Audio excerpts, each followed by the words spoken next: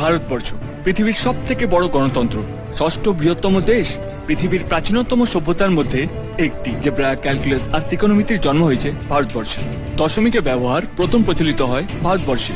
পৃথিবীর প্রথম বিশ্ববিদ্যালয় স্থাপিত হয়েছিল আমাদের দেশে, নাম তক্ষশিলা বিশ্ববিদ্যালয়। ডাক্তারির সব থেকে জটিল অংশ হলো সার্জারি, ওইটারও জন্ম হয়েছিল আমাদেরই দেশে। কি আপনাদের প্রিয় দাবা খেলার জন্মও আমাদেরই দেশের মাটিতে। আপনারা যে ইংরেজি ভাষা নিয়ে এত গর্ব করেন, সেই ভাষার বহু শব্দ আমাদের প্রাচীন সংস্কৃত ভাষা থেকে নেওয়া।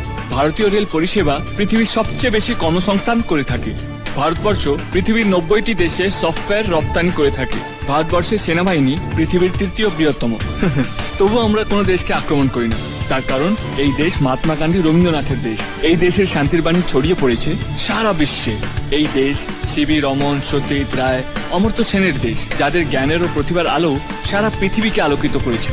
এই দেশের মন কত উদার, তার সব থেকে বড় প্রমাণ হলো মাদার টেরেসা। এই উদারতা আছে বলেই 28টি রাজ্য এবং 7টি অঙ্গরাজ্য থাকা সত্ত্বেও ভারতবর্ষ এক এবং অভিন্ন।